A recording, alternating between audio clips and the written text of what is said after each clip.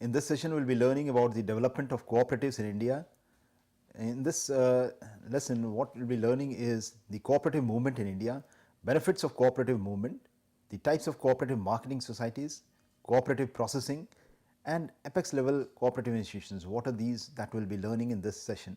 We all know that the globalization, privatization, and scientific advancements pose new challenges and opportunities, and the emerging paradigm shifts focus on creation and application of new knowledge, and to facilitate this shift, a new and responsive institution need to be there, and the changing institutional structure, under this changing institutional structure, the cooperatives are playing a major role, and cooperatives, especially in agriculture, they are playing a major role. If we look at the cooperatives, it is a defensive mechanism against money lenders. So, they have played a major role in minimizing the money lenders' role. It has served as an instrument of economic development of the disadvantaged sections as also the regions of the country, and they undertake number of activities to serve producers and consumers, that is marketing, processing, etc. And the non-exploitative character of cooperatives, the voluntary nature of membership, and the principle of one man to one vote. So, these are the various features of the cooperative institutions in the country. Decentralized decision making, and that means the decision is made by the members, the self-imposed curves on profits, and in this way we see these features, it combines the advantages of private ownership with public good. So, even though it is a privately owned by the members, by the people, but it is a public good. The benefits of cooperative movement, if we see, it supplies cheap credit. So, first and foremost is it supplies cheap credit, and it has freed the cultivators from clutches of money lenders, and interest rate of private agency has also fallen, because looking into the rate of interest which is charged by the cooperatives, and since these institutions are quite widespread in the rural areas, the interest rate charged by other agencies, that the money lenders and other agencies, has also fallen. This has also been able to spread the banking habit, since they are quite widespread in the rural areas, a sense of banking habit has generated, and it is nurtured in the people. As far a lot of benefit is accruing to the agriculture sector, since the cooperative is providing the seeds, fertilizer, pesticides. So, it is popularizing the use of these inputs, and we know that these inputs are very essential for increasing the production. Package of credit, input supplies and services are also provided in form of package. Thus, we can say that it has helped in modernization of agriculture sector. It is also able to provide better prices to the cultivators. It has helped cultivators in getting better price, since they are buying the produce. Many of these societies, they are buying produce and selling it on behalf of the farmers and giving the money back to them. It has saved them from exploitation by middlemen. So, the farmers, cultivators are saved from the exploitation. It is also providing more employment, since industrial cooperatives safeguard interest of poor artisans against exploitation of middlemen, created new employment opportunities. It has also increased competitive strength and efficiency of artisans, because once the artisans, they come together and form a cooperative and they produce and market it through cooperatives, they are prevented from exploitation.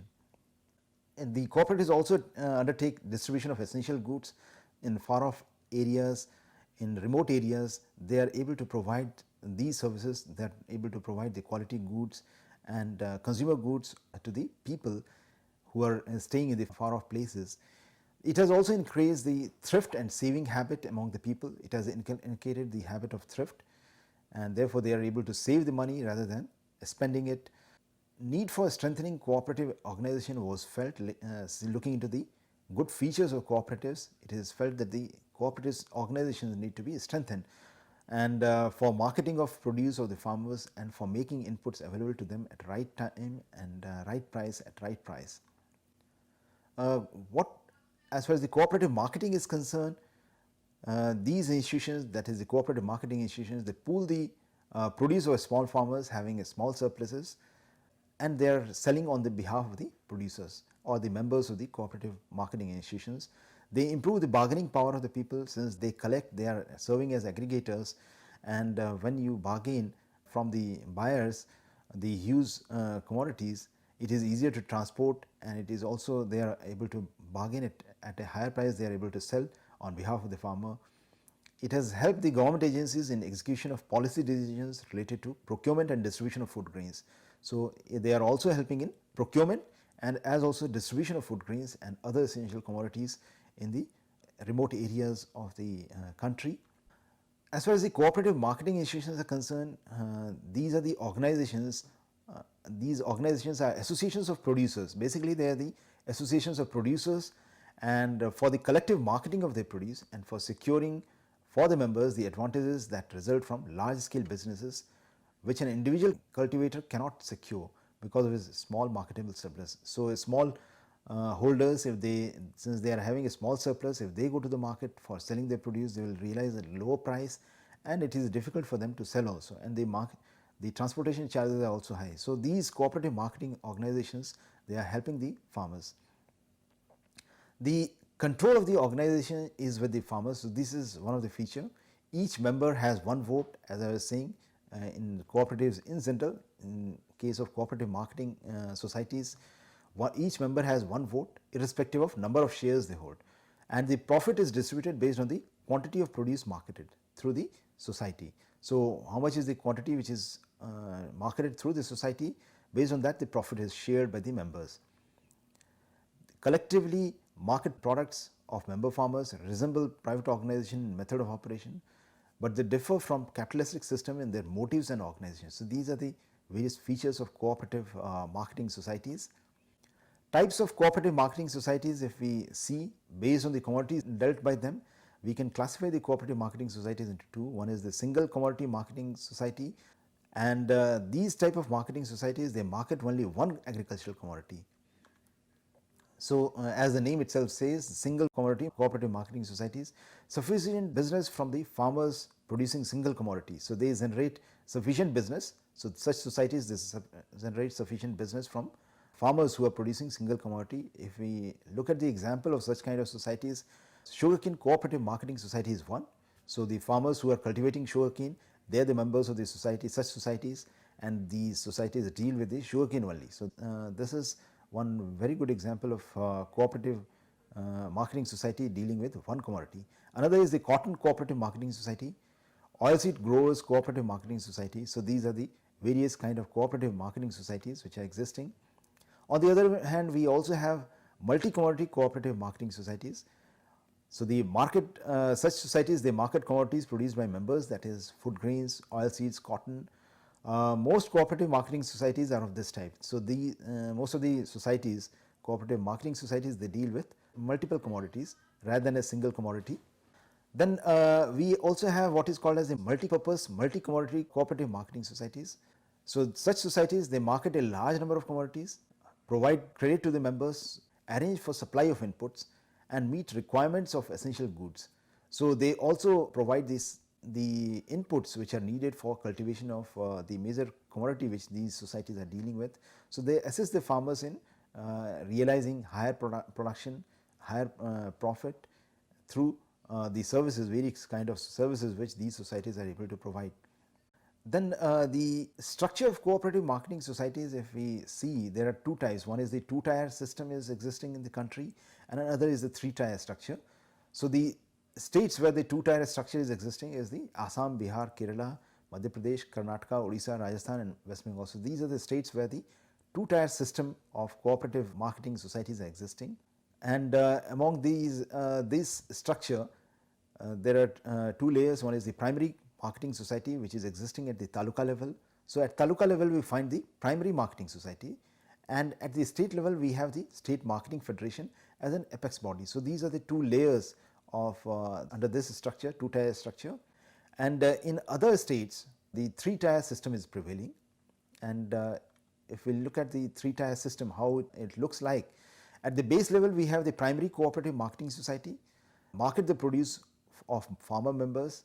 So, those farmers who are members of such societies, they market the produce of such farmers. Single commodity or multi-commodity societies could be there under this structure, and these are located in primary wholesale market, and the field of operation is, as I was saying, is tehsils, panchayat samitis, and development blocks. At the middle level we have the central or district level, we have the central cooperative marketing unions or federations, and they market produce brought for sale by the primary cooperative marketing societies. So, the central cooperative marketing unions or federations have as members the primary cooperative marketing societies, and the primary cooperative marketing societies collect from the farmers, the produce is collected by them and it is brought to the central cooperative marketing unions or federations for onward marketing it to the taking the produce to the market. These are located in secondary or wholesale markets. So, as against the primary wholesale market where the primary cooperative marketing societies are existing, these are located in secondary wholesale markets. Then central they offer better price for produce. Individual farmers are also members as apart from the primary cooperative marketing societies. Under the two-tier framework, they perform the functions of district level societies by opening branches in district. So, how the two-tier structure performs this function is by opening the branches of their own. At state level, under the three-tier framework, at the state level we have the Apex Cooperative Marketing Society, which serves the state as a whole. So, the area of operation is state and the members are the primary cooperative marketing societies and the central cooperative unions or federations. They coordinate the activities of affiliated societies. They conduct interstate trade. So, if the good has to be taken from one state to another state, it goes through the apex level institution which is located at the state. They also enter into export and import of the goods, procurement, distribution of inputs and essential consumer goods also takes place through state cooperative marketing institutions. They also disseminate the market information and render expert advice to the marketing institutions. So, structure of cooperative marketing societies, the cooperative marketing network is quite large, and if we try to see an overview of, if we are looking at the overview of the marketing network, then state level marketing federations there are 29, district or regional marketing cooperative societies there are 173, general purpose primary marketing societies are 2478 and special commodity societies are 5028. So, this is a huge network of cooperative marketing network has been created in the country and it is serving the agriculture sector as also the farmers. Now, if we come to the cooperative processing societies, so we also have the cooperative processing societies. There are two types of this processing societies. Independent processing societies, that is the cooperative sugar factories and spinning mills are examples. So, these are independent processing societies, they do only the processing aspect. Then we also have the adjuncts of cooperative marketing societies, that is the small and medium cooperative processing units. So, these are the cooperative marketing societies, they also function as, they undertake the processing activity and they also fall under this. As far as the cooperative processing societies are concerned, processing is done by the middlemen and producers, we know that the processing usually is done by the middlemen and it is not done by the cultivators or farmers, and under that framework the producers are at loss and the benefit is enjoyed by the processing, the one who is doing the processing. And we also find there is a wide price spread between the producer and consumer. So, the what price the producer is getting and what price is paid by the consumer, there is a lot of gap and this gap is eaten up by the middlemen. Large part of price paid by the consumer goes to the middlemen, as I was saying. So, this was the lacuna which was existing and therefore, the need for cooperative institution was felt, and so it helps in, as far as the cooperative processing is concerned, it helps in development of cooperative marketing and consumer cooperatives, because if the loan is given by the cooperative societies, it is the processing units, the cooperative processing units which help in better realization of price and helps the farmers to repay the loan which is taken from the cooperative institutions. The units can recover loans paid by the cooperative credit societies, as I was saying.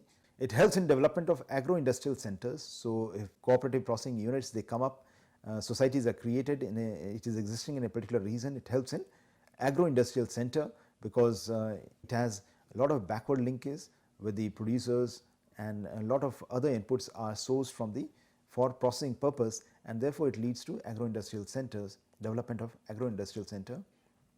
The pattern of organization differs, that is marketing cooperatives also take processing work. So, I was saying that the cooperative marketing institutions they also take up processing work, and especially in larger units independent processing units are organized. So, the cooperative processing units or cooperative processing societies, we observe in case of larger units they undertake exclusively the processing aspect, whereas the smaller units, the processing is done by the cooperative marketing societies. So, the cooperative marketing societies also take up the processing part at a smaller level, not at a very large scale. They undertake this activity.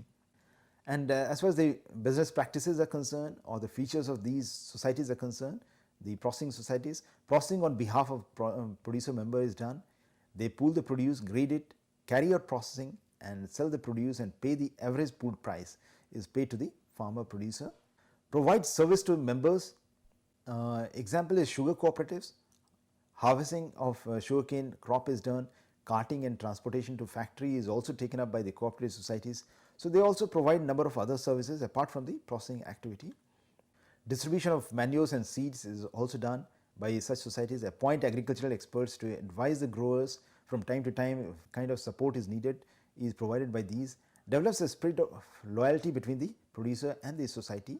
Ensures successful working. So, this relationship, this business practice ensures successful working of the cooperative societies.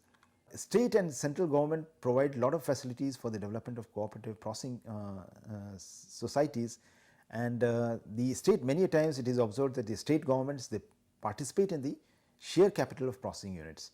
So, that is how the governments are supporting the cooperative processing societies, development of cooperative processing societies.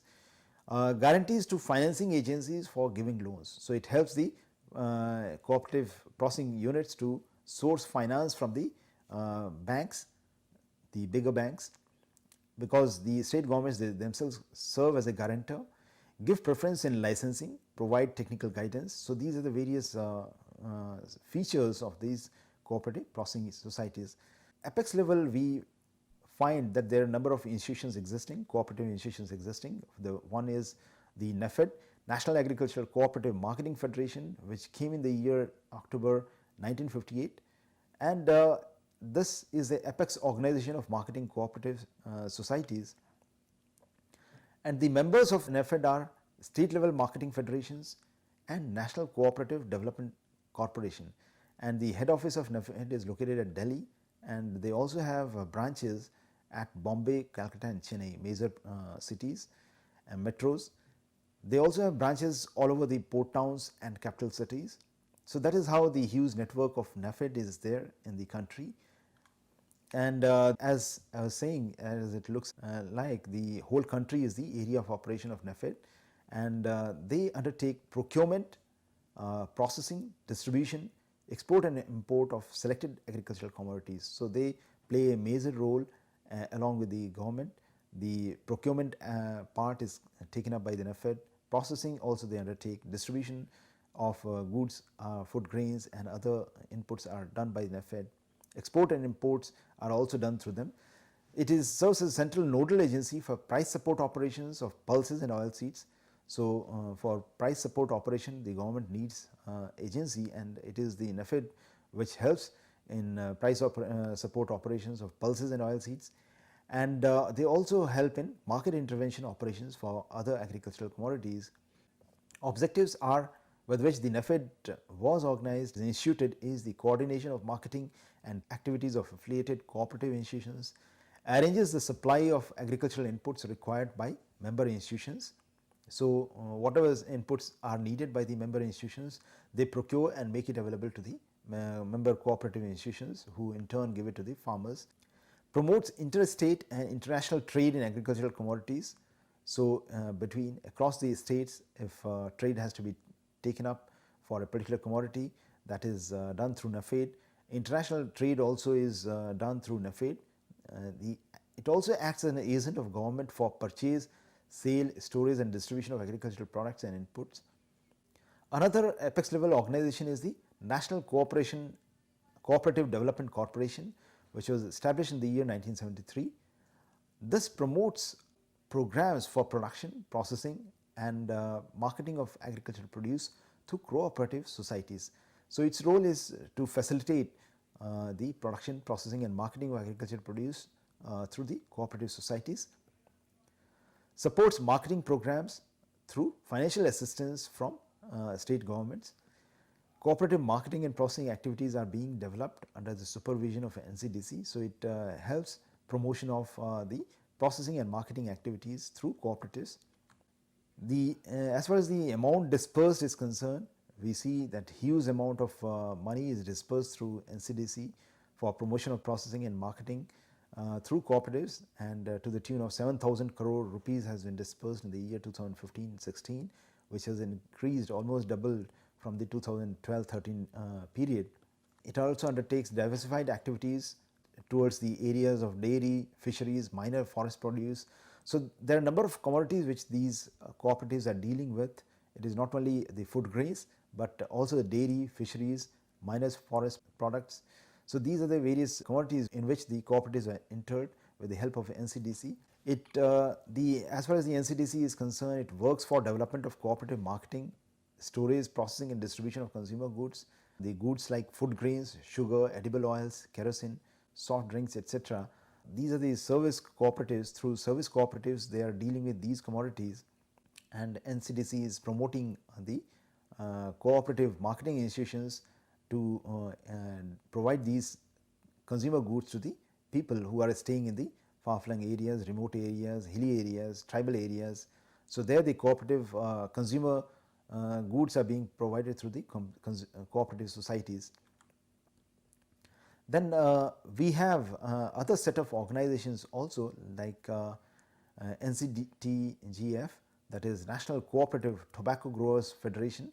So the tobacco growers, it is dealing with the tobacco growers, and the services are being provided to the tobacco growers through this organization. Then National Consumers Cooperative Federation is another organization which is there, which is providing the consumer services. Consumer goods are delivered through these cooperatives. Then TriFed is another institution, that is Tribal Cooperative Market Development Federation of India Limited, which is collecting the forest produce, which is helping the promoting the tribals to collect the forest produce, and it is aggregating them and selling it, and providing a better price to the forest products and to the tribals, and it is helping the tribals to sustain themselves by collecting the forest products and also marketing it efficiently, thus minimizing the role of the middlemen and exploitation of the tribals. If we summing up, we see that the cooperative institution have history dating back to 1904. So it was in the year 1904 that they were created, and these have evolved over time. So it has taken a lot of time for evolution, and in the initial period the government promoted the cooperatives. Post independence, it was the cooperatives through which the many of the schemes and programs were implemented, and their network was spread across the country, and their reach is there. The cooperative institutions are there in every village, and they are quite connected with the farmers and the rural people.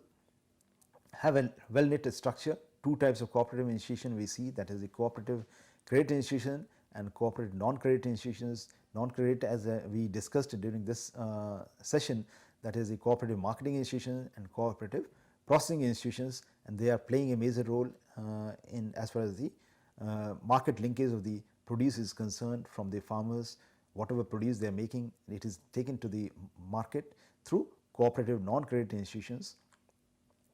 They have played a major role in the development of agriculture, and because they are also providing the inputs to the farmers, and also sourcing the produce and helping the farmers to realize a better price, and also in marketing their produce. They are also providing credit. Efficient marketing and processing facilities are provided through the cooperative institutions, through setting up of cooperative marketing and processing societies, as we just saw. So thank you.